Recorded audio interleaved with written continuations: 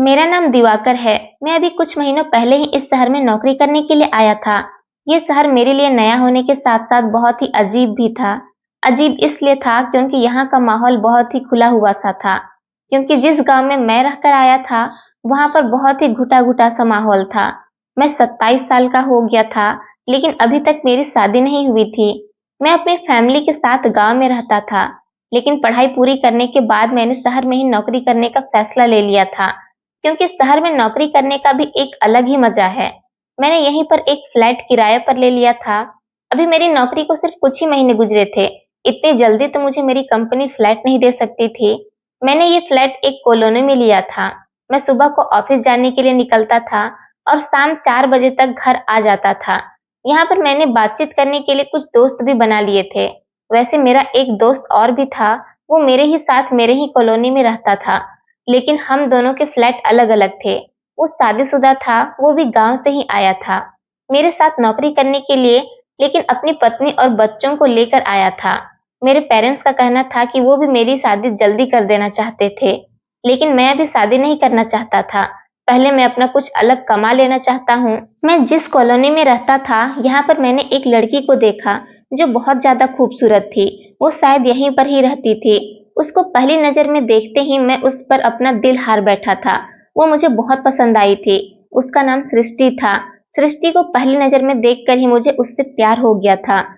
मैंने उसको पाने की चाहत कर ली थी। मैं उसके बारे में अभी कुछ नहीं जानता था, लेकिन फिर मैंने अपनी कॉलोनी में रहने वाले एक दोस्त से उसकी पूरी इन्फॉर्मेशन निकलवा ली थी। वो इस कॉलोनी के फ्लैट में अकेली अपनी माँ के साथ रहती थी। वो यहाँ के एक पार्क में मिली थी। इस शहर में आने के बाद मेरी नौकरी का काम भी बहुत अच्छा चल रहा था और मैं अपनी सैलरी का आधा हिस्सा अपने गांव भेज दिया करता था, जिससे मेरे घर वाले भी काफी खुश थे।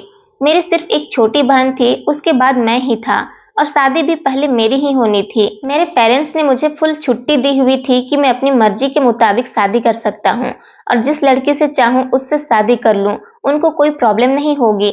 इसलिए मुझे किसी से भी शादी के लिए परमिशन लेने की जरूरत नहीं थी, क्योंकि मेरे पेरेंट्स ने मुझे पहले से ही परमिशन दी हुई थी। 1 महीने की जान पहचान और उसके बाद धीरे-धीरे दोस्ती ने हम दोनों के बीच एक गहरा रिश्ता कायम कर दिया था। हम दोनों एक दूसरे को अच्छी तरह से जान पहचान गए थे और एक दूसरे से प्यार भी करने लगे थे।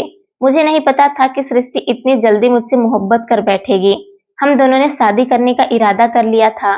मैं तो सृष्टि से जल्दी ही शादी करना चाहता था, क्योंकि वो बहुत दुख भरी जिंदगी गुजार रही थी। वो अपनी बीमार माँ के साथ रहती थी और एक स्कूल में टीचिंग करती थी। सृष्टि एक ऐसी लड़की थी जिससे सहारे की जरूरत थी। मैं उसका सहारा बनना चाहता था, लेकिन वो किसी से सहारा मांगने से डर रही थी। उसकी जिंदगी में 1 साल पहले एक खतरनाक तूफान आ गया था। मैं तो कुंवारा ही था। मुझे एक अच्छी लाइफ पार्टनर की जरूरत थी, जो कि मुझे सिर्फ सृष्टि में ही दिखाई दे रही थी। लेकिन उस बेचारी की एक बार शादी हो चुकी थी और उसका पति मर गया था। उसकी शादी को 1 साल ही हुआ था जब उसका पति उसे इस दुनिया से छोड़कर चला गया और उसके ससुराल वालों ने उसे घर से निकाल दिया था।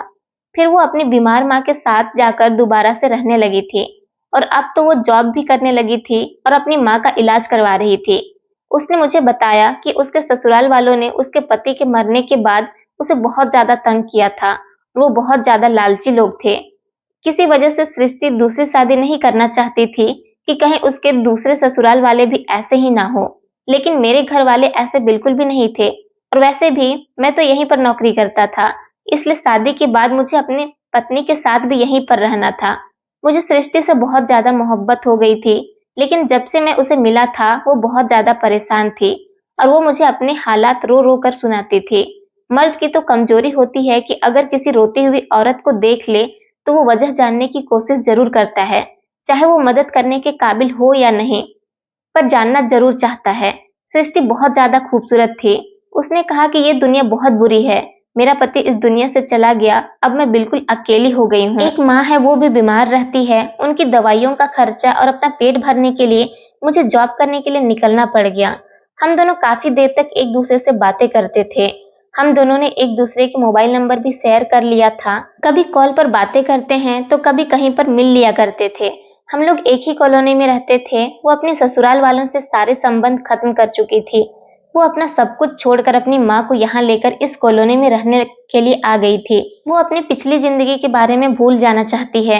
मेरी पहली मुलाकात उस पार्क में हुई थी और वहां पर बातों ही बातों में मैंने उसे कहा था कि मैं आपको आपके घर छोड़ देता हूँ।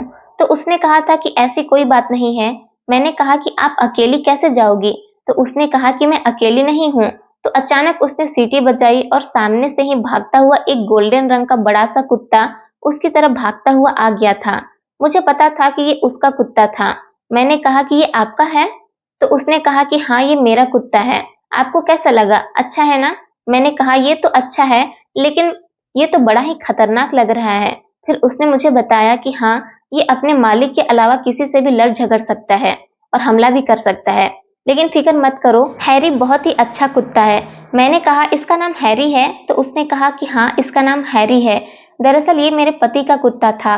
वो अमेरिका से इसे खरीद कर लेकर आए थे। वो इससे बहुत प्यार किया करते थे। उन्होंने हमेशा इसे अपनी औलाद की तरह प्यार किया था, इसलिए बिल्कुल उनके साथ किसी इंसान की तरह बिहेव करता था और उन्हें बहुत अच्छे से जानता पहचानता था। शादी से पहले मुझे जानवरों से बहुत डर लगता था, लेकिन जब मैं इसकी जिंदगी में आई तो फिर अपने पति के साथ साथ मुझे भी इससे मोहब्बत हो गई थी, क्योंकि ये है ही इतना अच्छा। अब ये समझ लो कि ये मेरे पति की आखिरी निशानी है, इसलिए मैं इसे अपने ससुराल से यहाँ ले आई थी। अब ये हमारे साथ ही रहता है। ये मेरा हमेशा अपने मालिक की तरह ख्याल रखता है, कभी किसी अनजान इंसान को मेरे करीब आने नहीं देता और अगर कोई मेरा नुकसान पहुंचाने की कोशिश करता है तो ये उस पर हमला कर देता है। ये एक तरह से मेरा बॉडीगार्ड है। मुझे इसके साथ रहना अच्छा लगता है। ये कुत्ता मेरा पति 5 लाख रुपए का लेकर आया था। ये कोई नॉर्मल हरकत नहीं करता। अगर ये कुत्ता जवान होता तो और भी महंगा होता। मैंने इस कुत्ते के ऊपर हाथ फेरने की कोशिश की तो सृष्टि ने कहा कि अभी नहीं, अभी इसकी आपसे दोस्ती नहीं हुई है, पर ये आजकल बहुत ज्यादा परेशान है और उदास रहने लगा है। ये अपने मालिक के जाने के बाद हमसे गुस्सा हो गया है। मैं इसलिए इसको घर से बाहर सैर करने के लिए लेकर आती हूँ ताकि इसका दिल बहल जाए।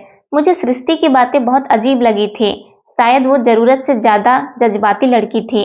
फिलहाल थोड़ी देर के बाद वो वहां से चली गई थी, पर मैं सारा दिन उसी के बारे में सोचता रह गया था। फिर इसी तरह कई बार उसकी और मेरी मुलाकात कहीं न कहीं हो ही जाती थी। हम दोनों की मोहब्बत का सिलसिला चल निकला था। वो मुझसे प्यार करने लगी थी। उसके बाद हम दोनों ने फैसला कर लिया था कि हमें शादी कर लेनी चाहिए, क्योंकि मैं सृष्टि का सहारा बनना चाहता था और उसको संभालना चाहता था। उसकी जिंदगी की कहानी बहुत ही अजीब थी। वो बेचारी ने बहुत सारी परेशानियों का सामना किया था। अब मैं उसको और ज्यादा तकलीफ में नहीं देख सकता था। पता नहीं क्यों मुझे उससे एक अजीब सी मोहब्बत हो गई थी। उसकी छोटी सी भी तकलीफ मेरे लिए बहुत बड़ी हो गई थी। मैं अपने पेरेंट्स से इस बारे में बात कर ली थी और उनको सृष्टि की फोटो भेज दी थी। उन्हें सृष्टि बहुत पसंद आई थी और उन्होंने मुझे सृष्टि से शादी करने की परमिशन भी दे दी थी। मेरे घर वालों को मेरी पसंद पर खुशी हुई थी, लेकिन मैंने उनको ये नहीं बताया था कि सृष्टि की पहले एक और शादी हो चुकी है और उसका पति मर चुका है। शायद मेरे पेरेंट्स ये बात सुनने के बाद मुझे सृष्टि से शादी नहीं करने देते। सृष्टि ने अपने पहले पति के बारे में बताया था। वो अपने पहले पति को बहुत प्यार करती थी और उसके साथ उसकी लव मैरिज हुई थी। उसका नाम विराज था। कहने लगी कि मेरा पति बहुत अच्छा था और मुझसे बहुत प्यार करता था और मेरा बहुत ख्याल भी रखता था। मैं सृष्टि के सामने लाचार बन गया था। मैं तो पहले से ही उसकी मोहब्बत में लाचार हो गया था। मैं उसकी हर तरह से मदद करने की कोशिश करता था ताकि मेरा उस पर अच्छा अट्रैक्शन पड़ सके और वो अपने मरे हुए पति को भूलकर मेरे साथ अपनी नई जिंदगी की शुरुआत करे और अपने दिल में ये ठान ले कि मैं भी उसका बहुत ख्याल रखता हूँ और मैं उससे बहुत प्यार करता हूँ। हमने जल्द से जल्द शादी करने का इरादा कर लिया था। सृष्टि की माँ भी हम दोनों की शादी के लिए मान गई थी। उन्हें भी इस शादी से कोई प्रॉब्लम नहीं थी, बल्कि वो तो खुश हो रही थी कि उनकी बेटी को एक कुंवारा और अच्छा ख्याल रखने वाला लड़का मिल रहा है। सृष्टि और मैं, हम दोनों एक दूसरे के धीरे धीरे बहुत करीब आ रहे थे। वो कह रही थी कि मैंने कभी सोचा भी नहीं था कि मैं अपने पति के मर जाने के बाद फिर से खुश रह पाऊंगी, लेकिन आपके साथ मुझे बहुत अच्छा महसूस होता है। हम दोनों ने तय कर लिया था कि अगले हफ्ते हम दोनों शादी कर लेंगे।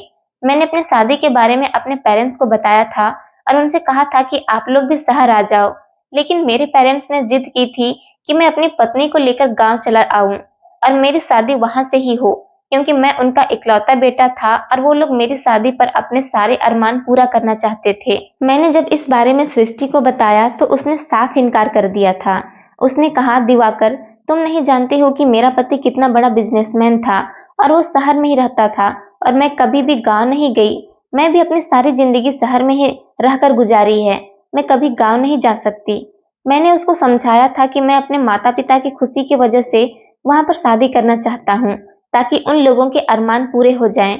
बस शादी करने के 1 हफ्ते बाद हम यहाँ पर आ जाएंगे। सृष्टि ने कहा, इस 1 हफ्ते में मेरा यहाँ पर काफी कुछ बदल जाएगा। उसने मुझे गांव जाने से साफ इनकार कर दिया था और कहा था कि शादी यहीं से ही होगी। मैं इस बारे में अपने माता पिता को बताया तो वो लोग भी नहीं मान रहे थे, इसलिए मैं सृष्टि की ही बात मान ली और शहर में ही कोर्ट मैरिज कर ली थी। इस बात से मेरे माता पिता भी नाराज हो गए थे, और नाराज होते भी क्यों नहीं, क्योंकि उनका इकलौता बेटा होते हुए मैंने उनके सारे अरमानों पर पानी फिर दिया था। फिर मेरी छोटी बहन भी थी जिसे मेरी शादी की बहुत चाहत थी। वो बेचारी भी रोते हुए रह गई थी। मैंने अपनी फैमिली के साथ ये अच्छा नहीं किया था। मुझे बहुत शर्मिंदगी हो रही थी। कई दिनों तक मेरे घर से तो कोई कॉल भी नहीं आई थी। इस तरह से सृष्टि मेरी जिंदगी में आ गई थी और उसने अपना सामान भी मेरे फ्लैट में शिफ्ट करवा लिया था। सृष्टि की माँ अपने बड़े बेटे के यहाँ रहने के लिए चली गई थी। शादी के बाद हमारी जिंदगी बहुत अच्छी गुजरने लगी थी। सृष्टि कहने लगी, मैंने कभी सोचा भी नहीं था कि मुझे फिर से एक लाइफ पार्टनर मिल जाएगा। मेरी किस्मत शायद बहुत अच्छी है। हम लोगों की जिंदगी ऐसे गुजर रही थी जैसे किसी फिल्म के हीरो हीरोइन की जिंदगी होती है। हम एक दूसरे के बिना नहीं रह पाते थे। हैरी को भी वो अपने साथ लेकर आई थी। वो भी अब मेरे घर में ही रहता था, जबकि मैं इस सब के खिलाफ था। मुझे जानवरों को घर में रखना बिल्कुल भी पसंद नहीं था और ये कुत्ता भी मुझे बहुत खतरनाक लगता था। इसके लिए मैंने बाहर एक जगह बना दी थी। वो मेरे साथ थोड़ा कंफर्टेबल तो हो गया था, लेकिन इस तरह से नहीं जिस तरह से सृष्टि के साथ रहता था। सृष्टि ने बताया कि जब से उसका पहला पति इस दुनिया से गया है वो बहुत उदास हो गया है और उसको बहुत याद करता है, क्योंकि वो इसका मालिक था। मैंने कहा कि हाँ, जानवरों में भी तो फीलिंग्स होती है और कुछ जानवर ऐसे होते हैं जिनके अंदर बिल्कुल इंसानों जैसी फीलिंग्स होती है, जैसे कुत्ता, बिल्ली या फिर भेड़ बकरी जैसे जानवरों जो इंसान से बहुत जल्दी अटैच हो जाते हैं। सृष्टि और मेरी शादी को अभी 1 महीना ही गुजरा था जब अचानक एक दिन सृष्टि की तबीयत खराब हो गई। मैं ऑफिस में था और पड़ोस के घर से मुझे कॉल आई थी कि आपके घर में जो कुत्ता रहता है वो जोर जोर से भौंक रहा है। वो लगातार आवाज निकाल रहा है। ऐसा लगता है जैसे वो किसी परेशानी में है। आप जरा अपने घर में जाकर देखो कि आपके घर में क्या परेशानी है। मैं जल्दी ही ऑफिस से घर आ गया था और जैसे ही मैं घर में दाखिल हुआ तो हैरान रह गया था कि मेरी पत्नी जमीन पर बेहोश पड़ी हुई थी।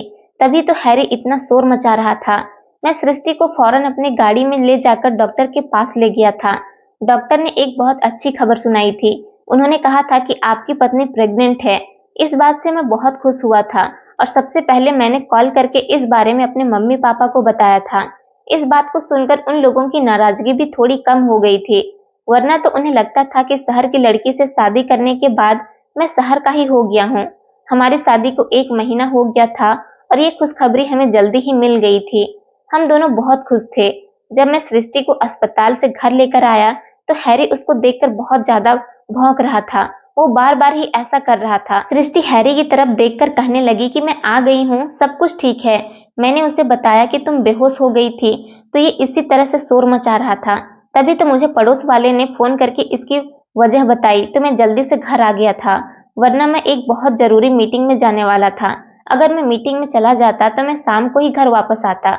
मैंने कहा कि ये तुम्हारा कुत्ता बहुत अच्छा है और सच में तुम्हारा बहुत ख्याल रखता है। आज इसकी वजह से तुम्हारी जान बच गई। लेकिन वो अभी भी जोर जोर से भौंक रहा था। मैंने सृष्टि से कहा, लेकिन ये अब क्यों भौंक रहा है? तो वो कहने लगी कि मुझे कुछ समझ नहीं आ रहा, शायद इसे भूख लगी होगी। वो उसको खाना देने के लिए चली गई, लेकिन इसके बाद भी वो इसी तरह से भौंके जा रहा था। अब सृष्टि को उस पर गुस्सा आ गया था और उसने कहा कि मेरी तबीयत खराब है, हैरी तुम क्या चाहते हो? वो वहां से चली गई। कभी कभी मैं भी तंग आ जाता था क्योंकि वो बहुत ज्यादा शोर मचाता था। एक दिन मैंने अपनी पत्नी को अपने पास बिठाया और उससे कहा कि देखो सृष्टि, मुझे तुमसे बहुत जरूरी बात करनी है। वो मेरी तरफ ध्यान देते हुए कहने लगी और आजकल वो बहुत ज्यादा खुश थी। कहने लगी कि हाँ बताओ क्या बात है। मैंने कहा कि देखो अब हमारे घर में बच्चा भी आने वाला है और ये एक जानवर है, इसका कोई पता नहीं कि कब क्या कर दे। घर में एक छोटा बच्चा होगा और ये भी रहेगा तो मैं बहुत परेशान रहूंगा। मैं जितनी देर घर से बाहर रहूंगा मुझे टेंशन होती रहेगी। अगर तुम घर के कामों में बिजी हुई और इसने मेरे बच्चे के साथ कुछ गलत कर दिया तो क्या होगा? सृष्टि ने मेरी तरफ देखकर कहा कि नहीं नहीं हैरी, ऐसा बिल्कुल भी नहीं है। तुम नहीं जानते कि ये पालतू कुत्ता है, वो ऐसी हरकत नहीं करेगा। सृष्टि ने बताया कि हमारे घर में कुछ मेहमान रहने के लिए आ गए थे। वो लगभग 15 दिन तक हमारे यहाँ रहे थे। उनके साथ उनके बच्चे भी थे। तब तो हैरी ने उन्हें कुछ भी नहीं किया था। मैंने कहा कि देखो सृष्टि, जानवर का कोई भरोसा नहीं होता। ये तुम्हारी तरफ देखकर बहुत बोलता है। मैंने नोट किया है कि वो तुम्हारे पेट की तरफ देखकर बहुत ही ज्यादा भौंकता है। ऐसा लगता है जैसे ये कुछ कहना चाहता है। शायद अभी से ही इसे हमारे बच्चे से नफरत होने लगी है। ये अपनी नफरत का इजहार कर रहा है। सृष्टि को अचानक गुस्सा आ गया था। उसने कहा नहीं, ऐसा कुछ भी नहीं है। उसे क्या पता कि मैं माँ बनने वाली हूँ। वो एक जानवर है। तुम कैसी बेवकूफों वाली बात कर रहे हो। मैंने आपसे कहा है ना कि ये मेरे पहले पति की आखिरी निशानी है और मैं अपने पहले पति की निशानी को खुद से जुदा नहीं कर सकती। मैंने कहा कि मैं अब तुम्हारे पहले पति की कोई भी निशानी तुम्हारे साथ बर्दाश्त नहीं कर सकता। जब तुम बार बार उसकी बात छेड़ती हो और कहती हो कि मेरे पहले पति की आखिरी निशानी है, तो मुझे बिल्कुल भी अच्छा नहीं लगता, क्योंकि निशानी तो उस इंसान की संभाल कर रखी जाती है ना, जिस इंसान से हमें मोहब्बत होती है। वो कहने लगी, दिवाकर, मैंने कभी आपसे झूठ नहीं बोला। मुझे मोहब्बत थी अपने पहले पति से और मेरे उसके साथ लव मैरिज हुई थी। मैं उससे बहुत प्यार करती थी और हमेशा करती रहूंगी। वो अभी इस दुनिया में नहीं है, चला गया है यहाँ से। अब आप क्या चाहते हो कि मैं उससे नफरत करने लग जाऊं? अगर मैं उससे नफरत कर सकती तो फिर मैं आपसे भी नफरत कर सकती हूँ। सृष्टि की इस बात पर मुझे बहुत ज्यादा गुस्सा आ गया था। मैंने कहा कि मैं तुमसे बहुत ज्यादा मोहब्बत करता हूँ। इतना शायद तुम्हारा पहला पति भी नहीं करता होगा। मैं तुम्हारी जिंदगी में हूँ। मैंने तो कभी तुम्हारे सामने किसी दूसरी लड़की का जिक्र तक नहीं किया है और मैंने कभी किसी दूसरी लड़की को पसंद भी नहीं किया। लेकिन तुम्हें तो देखते ही तुम पर फिदा हो गया था और तुम भी मुझे देखते ही मुझ पर फिदा हो गई थी, मुझसे प्यार करने लगी थी। मुझे लगता था कि तुम अपने पहले पति को सिर्फ अच्छे शब्दों में ही याद करती थी। उसने कहा कि आप क्यों मुझसे लड़ाई झगड़ा कर रहे हो? मैंने उससे कहा कि मुझे ना तो कोई लड़ाई करनी है और ना ही कुछ झगड़ा करना है। बस तुम इस कुत्ते को इस घर से निकाल दो। वो कहने लगी कि नहीं, ऐसा नहीं हो सकता। मैं इसे नहीं निकाल सकती। और मैं इसे कहाँ निकालूंगी? हम इसे जहां भी छोड़ देंगे ये वापस मेरे पास ही आ जाएगा। और फिर ये कोई आम कुत्ता नहीं है, ये 5 लाख का कुत्ता है। इसे यहाँ पर कोई भी चोरी कर सकता है, क्योंकि इस तरह के कुत्ते हर जगह नहीं पाए जाते। ये सिर्फ विदेश जैसी जगहों पर ही होते हैं। अगर इसे किसी ने चोरी कर लिया तो वापस भी नहीं करेगा। मैंने कहा कि फिर इसको बेच देते हैं। तो इस बात पर सृष्टि का दिल बहुत दुख गया था। उसने कहा कि नहीं, मैं इसको नहीं बेचने दूंगी। ये बेचारा पहले ही काफी उदास था, क्योंकि इसका मालिक इस दुनिया से चला गया था। मैं अच्छी इंसान हूँ, बुरी इंसान नहीं जो मुझे इसकी फीलिंग्स की कदर ही ना हो, चाहे वो फीलिंग्स किसी जानवर की ही क्यों ना हो। और मैं आपसे भी यही उम्मीद रखती हूँ। मैं अपनी पत्नी के सामने शर्मिंदा होने लगा था, क्योंकि मैंने भी उससे यही कहा था कि मैं भी एक नरम दिल और अच्छा इंसान हूँ, जबकि मैं ऐसा था ही नहीं। लेकिन मैं क्या कर सकता था? मैं खामोश हो गया। दिन इसी तरह से गुजरने लगे थे। वो कुत्ता सृष्टि के पेट की तरफ देख देख कर भौंका करता था और बहुत ही शोर मचाता था। अब ये बात सृष्टि ने भी नोट करना शुरू कर दी थी और वो उससे दूर दूर रहती थी। मुझसे कहती थी कि आप जाकर इसे खाना दे दो। मैं जब इस कुत्ता को देखता तो मुझे डर भी लगता था। ऐसा लगता था कि जैसे वो अभी ही मुझे काट खाने के लिए मुझ पर छलांग मारने वाला है और ये मुझ पर हमला कर देगा। एक रात मेरी पत्नी मेरे बराबर में सो रही थी और वो सोते सोते ही कुछ बोल रही थी। मुझे लगा कि वो नींद में है और सच में वो नींद में ही थी। लेकिन वो जिस मर्द का नाम ले रही थी वो मैं नहीं था, बल्कि उसका पहला पति था। वो अपने पहले पति का नाम बार बार ले रही थी। वो गहरी नींद में थी, कह रही थी कि मैं आपके पास आना चाहती हूँ और आपके बिना नहीं रह सकती। आप मुझे छोड़कर इतनी जल्दी क्यों चले गए? मैं उसकी बातों पर उठकर बैठ गया था और उसकी बातों पर गौर करने लगा। मुझे उसकी बातें सुनकर बहुत गुस्सा आ रहा था, क्योंकि कोई भी पति अपनी पत्नी के मुंह से किसी दूसरे मर्द का नाम नहीं सुन सकता। ये औरत तो अभी तक अपने पहले पति से मोहब्बत करती थी। ये तो अभी भी इसकी दीवानी थी और ये उसको अभी तक भूल ही नहीं सकी थी। एक दिन मैंने उससे पूछ ही लिया था कि तुमने मुझसे शादी क्यों की है? तो उसने मुझे कहा, क्योंकि आप एक अच्छे इंसान हो। मैंने कहा कि ऐसा क्यों? क्या मैं सिर्फ एक अच्छा इंसान था इसलिए तुमने मुझसे शादी की? तुम मुझे पसंद नहीं करती थी? उसने कहा, पसंद तो करती हूँ मैं आपको। आखिर पसंद ना करने वाली क्या बात है?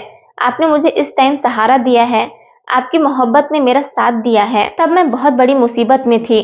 अगर आप मुझे नहीं मिलते तो मैं अपने पति के दुख में ही मर जाती। मुझे अपनी पत्नी की हर बात पर गुस्सा आ रहा था। मतलब उसने मुझे सिर्फ अपने सहारे के लिए रखा हुआ था। वो मुझसे मोहब्बत नहीं करती थी। एक दिन मुझे शायद उस पर बहुत ज्यादा गुस्सा आ गया था और मैंने उससे कह दिया था कि देखो, मैंने तुमसे झूठ बोला। मैंने उससे कुछ ऐसी बात झूठ कह दी थी। कहा था कि मेरा एक लड़की के साथ अफेयर चल रहा था। मैं उससे बहुत प्यार करता था, लेकिन उसने मुझे धोखा दिया तो मैंने उसे छोड़ दिया था। जब उसने मुझे छोड़ दिया था तो मेरी आंखों में आंसू भी नहीं आए थे। मैंने तुमसे झूठ बोला था, लेकिन तुम अपने पहले पति का जिक्र मेरे सामने मत किया करो। मेरी बात सुनकर सृष्टि खामोश हो गई थी। उसने कहा कि आपने मुझसे झूठ क्यों बोला? मैंने तो सोचा था कि आपकी जिंदगी में पहली और आखिरी लड़की सिर्फ मैं ही हूँ। मैंने सोचा था कि आपने मेरे अलावा कभी किसी से मोहब्बत नहीं की, लेकिन आपने मोहब्बत की है, तो भी आप मेरे से लड़ते झगड़ते रहते हो। उस लड़की ने आपको धोखा दिया, लेकिन मैंने तो कभी आपको कोई धोखा नहीं दिया। मैं तो आपके साथ बहुत सीरियस थी और आपसे प्यार करने लगी थी। तो अब आप मुझसे इस तरह की बातें करते हो। मैंने कहा कि तुम जो भी समझो, लेकिन तुम्हें अब अपने पहले पति का नाम तक अपनी जुबान पर नहीं लाना चाहिए, क्योंकि अब तुम मुझसे शादी कर चुकी हो और तुम मेरी धर्म पत्नी हो और तुम्हारा अब अपने पहले पति से कोई लेना देना नहीं है। वो इस दुनिया से चला गया है, तो तुम्हें भी अपने पति को अपने दिल से निकाल देना चाहिए। अब अगर तुमने अपने पति का नाम लिया तो मैं इसे बेवफाई समझूंगा। फिर तुम में और मेरी पहली गर्लफ्रेंड में कोई फर्क नहीं रहेगा। वो कहने लगी, क्या मतलब है आपका? बेवफाई एक ऐसे इंसान से जो इस दुनिया में ही नहीं है? तो मैंने कहा, हाँ तुम जो भी कहो, बस अब अगर तुमने उसका नाम लिया तो मैं समझूंगा कि तुम मुझे तकलीफ देना चाहती हो। मेरी पत्नी ने उसका नाम तो नहीं लिया था, लेकिन वो मुझसे दूर दूर रहने लगी थी। उसका मूड मेरी तरफ से ऑफ रहता था। वो मुझसे कोई बातचीत भी नहीं करती थी। पहले जैसे मेरे साथ रिएक्ट भी नहीं करती थी और ना ही मेरे साथ अपने दिल की कोई बात कहती थी। औरत की खामोशी तूफान आने का अंदेशा होती है। एक खुश औरत कभी भी खामोश नहीं होती। जो औरत खामोश हो जाती है, उसका यही मतलब होता है कि वो या तो खुश नहीं है या फिर उसकी खामोशी के पीछे कोई बहुत बड़ी वजह छुपी हुई है। मेरी पत्नी बैठे बैठे कहीं खो जाती थी और मैं यही समझता था कि वो अपने पहले पति की यादों में खोई हुई है। वो पति जो इस दुनिया से जा चुका है। वक्त इसी तरह से गुजरने लगा था और एक दिन मेरी पत्नी की तबीयत अचानक से खराब हो गई थी। मैं उसे इमरजेंसी में ही करीब के अस्पताल ले गया था। ये वो डॉक्टर नहीं थी जिसके पास मेरी पत्नी का ट्रीटमेंट चल रहा था, पर मैं जल्दीबाजी में उसे यहाँ लेकर आ गया था। इस डॉक्टर ने कहा था कि इनका तो टाइम पूरा हो गया है, हमें फौरन ही इनका ऑपरेशन करना पड़ेगा। मैंने कहा, डॉक्टर क्या ये बच्चा जल्दी पैदा नहीं हो रहा है? तो उन्होंने कहा कि नहीं नहीं, जल्दी पैदा नहीं हो रहा, बल्कि पूरे 9 महीने हो गए हैं और 9 महीने से भी कुछ दिन ऊपर आ गए हैं। मैं डॉक्टर की इस बात को सुनकर हैरान हो गया था, क्योंकि अगर ऐसी बात थी तो फिर मामला कुछ गड़बड़ जरूर था। इस पर डॉक्टर ने कहा कि जरूरी नहीं है कि अगर शादी जनवरी में हुई है तो औरत फरवरी में ही बच्चा कंसीव कर सके। कुछ औरतें बहुत जल्दी कंसीव कर लेती हैं, लेकिन अभी ये बात करने का टाइम नहीं है। आप पैसों का इंतजाम करो, हमें ऑपरेशन करना होगा, वरना बच्चे की जान को खतरा हो सकता है। मैंने जल्दी से सारी फॉर्मेलिटीज पूरी कर दी थी। मेरी पत्नी का ऑपरेशन हो गया था। मेरी पत्नी ठीक थी। उसे ऑपरेशन रूम से कमरे में ले आए थे, लेकिन बच्चे को 24 घंटे के लिए मशीन में रखा गया था। बच्चे की तबीयत कुछ ठीक नहीं थी। डॉक्टर ने कहा था कि 24 घंटे के बाद बच्चे को मशीन से निकाल दिया जाएगा। मेरी पत्नी अपने बच्चे के लिए बहुत परेशान थी। मैंने उसको समझाया था कि तुम परेशान मत हो, हमारा बच्चा बिल्कुल ठीक है। वो बिल्कुल ठीक है, भगवान की कृपा से कल तक वो और भी ज्यादा ठीक हो जाएगा। भगवान ने तुम्हें बेटा दिया है। क्या नाम सोचा है तुमने इसका? इससे पहले मैं कुछ बोलता, वो कहने लगी, मैंने तो इसका नाम। वो किसी और का नाम लेने की कोशिश कर रही थी, मगर बोलते बोलते रुक सी गई थी। मुझे ऐसा लगा जैसे वो ये कहना चाहती है कि वो अपने बच्चे का नाम अपने पहले पति के नाम पर रखना चाहती है, लेकिन वो खामोश हो गई थी। जब नर्स बच्चे को लेकर आई तो मैं बच्चे को देखकर हैरान रह गया था। बच्चा बहुत ही ज्यादा सांवले रंग का था, जबकि मेरी पत्नी भी बिल्कुल सफेद थी और मैं भी काफी खूबसूरत था। फिर ये बच्चा सांवला कैसे पैदा हो गया था? डॉक्टर ने कहा था कि बच्चे तो काफी सारे रंग बदलते हैं, आप अभी से ही परेशान हो रहे हैं। जैसे ही हम बच्चे को लेकर घर में दाखिल हुए तो हैरी दौड़ते हुए हमारे पास आ गया और उसने शोर मचाना शुरू कर दिया। मैंने सृष्टि से कहा, ये क्या कर रहा है? इसे बच्चे से दूर रखो, कहीं इस बच्चे को कोई नुकसान न पहुंचा दे। मैं परेशान होने लगा था, पर सृष्टि हंसने लगी। उसने कहा कि ये खुश हो रहा है। आज बहुत सालों बाद मैंने इसे इस तरह से खुश होता हुआ देखा है। ये ऐसे छलांग तो तब लगाता था जब मेरा पति घर में दाखिल होता था, और आज इसने इस बच्चे को देखकर ऐसे ही छलांग मारना और शोर मचाना शुरू किया है। इसने बहुत ही टाइम बाद इस तरह की हरकतें की हैं, क्योंकि आज ये बहुत खुश है। सृष्टि भी इस बात पर हंसने लगी थी, जबकि मैं इन दोनों को देखने लगा था कि आखिर ये किस तरह की बात कर रही है। पता नहीं क्यों मुझे बच्चे से बिल्कुल भी अपनापन नहीं लग रहा था। कभी कभी ऐसा होता है कि मर्दों को ज्यादा छोटे बच्चों से ज्यादा मोहब्बत नहीं होती है। वो थोड़े बड़े हो जाते हैं, थोड़ी बातें करने लग जाते हैं, शैतानी करने लगते हैं, खेलने लगते हैं, बोलते हैं, तब जाकर उनसे मोहब्बत होने लगती है। लेकिन मुझे तो इस बच्चे से बिल्कुल भी ना तो अपनापन सा महसूस हो रहा था, ना ही कोई पिता वाली फीलिंग आ रही थी। ये कहने को तो ये मेरा पहला बच्चा था, मेरी और सृष्टि की मोहब्बत की निशानी थी। मेरी पत्नी बहुत ही खुश थी। अभी तक उसने इस बच्चे का नाम नहीं रखा था। मैं उसे बार बार कहता था कि इसका नाम रख लो, इसका नाम सोनू रख लेते हैं। मुझे ये नाम बहुत पसंद है, क्योंकि गांव में मेरे पिताजी मुझे बचपन में सोनू कहकर ही पुकारते थे। वो मेरी इस बात पर खामोश हो गई थी। एक दिन बच्चे की तबीयत अचानक खराब हो गई, और मेरी पत्नी का तो ऑपरेशन हुआ था, इसलिए वो बार बार घर से बाहर नहीं निकल सकती थी। मैंने कहा कि तुम फिक्र मत करो, मैं इसे डॉक्टर के पास ले जाता हूँ। डॉक्टर यहाँ करीब ही है। उसने कहा कि ध्यान से ले जाना और हैरी को अपने साथ लेकर जाना। मैंने कहा कि मैं इसे साथ लेकर क्यों जाऊं, हैरी को संभालूं या फिर इस बच्चे को देखूं। फिलहाल मैं डॉक्टर के पास बच्चे को लेकर चला गया था। डॉक्टर ने कहा था कि कोई परेशानी वाली बात नहीं है, छोटे बच्चे कभी कभी बीमार हो जाते हैं। मैं डॉक्टर से डीएनए टेस्ट करवाना चाहता था। जब मैंने डॉक्टर से इस बारे में कहा तो डॉक्टर मेरी बात सुनकर हैरान हो गया था, लेकिन डॉक्टर मेरा जानने वाला था, इसलिए मेरी बात मान गया था। उसने कहा था ठीक है, डीएनए टेस्ट कर लेते हैं। छोटा सा टेस्ट होगा, लेकिन रिपोर्ट आपको 2 दिन बाद मिलेगी। मैंने कहा था कि ठीक है।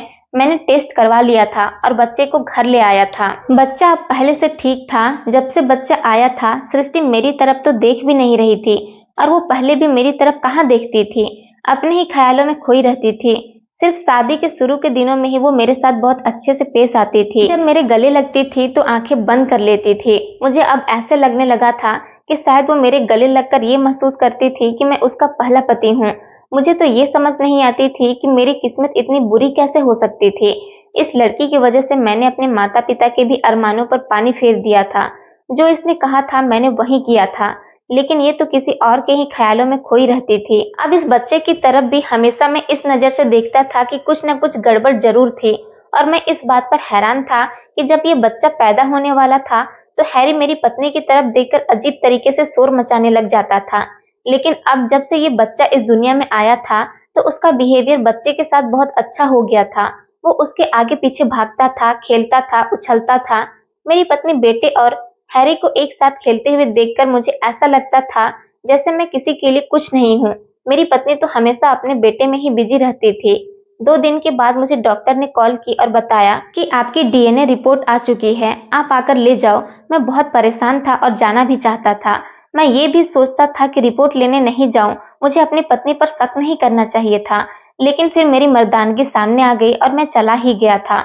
डॉक्टर ने मुझे रिपोर्ट बताई तो मैं हैरान रह गया था, और मुझे समझ आ गया था कि हैरी मेरी पत्नी के पेट की तरफ देखकर इतना ज्यादा शोर क्यों मचाता था, और अब इस बच्चे के आने से इतना खुश क्यों था, क्योंकि इस बच्चे का पिता मैं नहीं था, बल्कि मेरी पत्नी का पहला पति था। जब वो इस दुनिया से गया था तो मेरी पत्नी माँ बनने वाली थी। जब सृष्टि की मुझसे मुलाकात हुई थी तो उससे 1 महीने पहले ही उसके पति की मौत हुई थी। उसने मुझसे झूठ बोला था कि उसके पति की मौत को 1 साल हो गया है। उसके ही कुछ दिन बाद मैंने अपने पत्नी से शादी कर ली थी। शायद मेरी पत्नी को भी इस बात के बारे में नहीं पता था। मेरी शादी के बाद तभी तो वो बार बार सृष्टि को देखकर हैरी भौंका करता था। शायद इसको पता था कि मेरी पत्नी का बच्चा होने वाला है, और वो बच्चा उसके मालिक की औलाद है। और जैसा मेरी पत्नी ने कहा कि ये तो ऐसे खुश हो रहा है जैसे इसका मालिक घर में आया है, क्योंकि वो मेरी पत्नी के पहले पति की ही औलाद है। तभी तो अभी तक मेरी पत्नी ने इस बच्चे का नाम तक नहीं रखा था। आज जब मैं घर वापस आया तो चुपचाप अपना सामान पैक करने लगा। वो मुझसे कहने लगी कि क्या बात है, क्या कर रहे हो, कहीं जा रहे हो क्या? मैंने कहा कि हाँ, जा रहा हूँ हमेशा के लिए। उसने कहा कि क्या मतलब है?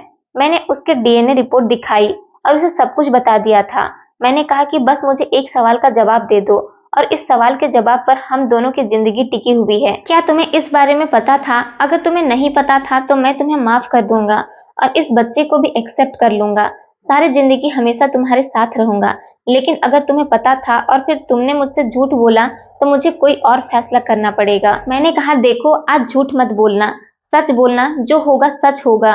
हमारे बीच पहले भी बहुत झूठ थे, कुछ झूठ मैंने तुमसे बोले थे, लेकिन मैंने तुमसे झूठ बोलने की उम्मीद नहीं रखी थी। मेरी पत्नी खामोशी से ये सब कुछ सुन रही थी, पर उसकी आंखों में आंसू आ गए थे। उसने कहा कि मुझे शक था कि शायद मैं प्रेग्नेंट हूँ, लेकिन ये तो मासूम बच्चा है ना, और इसका तो पिता भी इस दुनिया में नहीं है, ये अनाथ है। अगर तुम इसको सहारा दे दो तो भगवान हमेशा तुम्हारा भला करेगा। मैंने कहा, भगवान मेरी इस बात से ही भला नहीं करेगा। मुझे सिर्फ ऐसी पत्नी की जरूरत थी जो सिर्फ मेरी होकर मेरे बारे में सोचे, लेकिन तुम तो अभी भी अपने पहले पति को ही नहीं भूल पाई हो, और ये बच्चा भी उसी का है। मैं कैसे तुम्हारे साथ रह सकता हूँ? मुझे माफ कर दो, मैं इस रिश्ते को आगे लेकर नहीं चल सकता। मेरी पत्नी रोने लगी थी। मैंने कहा कि वो एक जानवर था, एक कुत्ता था। उसको इस बात का आइडिया हो गया था कि ये बच्चा उसके मालिक का है, लेकिन मैं बेवकूफ बना रहा, आखिरी सांस तक बेवकूफ बना रहा। और अगर अभी मैं ये टेस्ट नहीं करवाता तो शायद मुझे तुम सारी जिंदगी बेवकूफ बनाकर रखती। क्या तुमने मुझे एक बेवकूफ आदमी समझा था? इस बात से मुझे बहुत ठेस पहुंची थी। मेरी पत्नी रोने लगी थी, मेरे कदमों में बैठकर रो रही थी। मैं परेशान था और अपना सामान बांधकर घर से निकल आया था, और घर से आज मुझे अपने गांव आए हुए 2 महीने हो गए हैं। मैं अब दोबारा उस शहर में वापस नहीं जाना चाहता, क्योंकि मैं जानता हूँ मैं वहां जाऊंगा तो मुझे अपनी पत्नी की याद आएगी। उसने मेरे साथ धोखा किया था, मुझे बेवकूफ बनाया था। मैं अपने माता पिता के पास आ गया और मैं उनसे माफी मांगी थी। शायद मेरे साथ ऐसा इसलिए हुआ था क्योंकि मैं अपने माता पिता का दिल दुखाया था।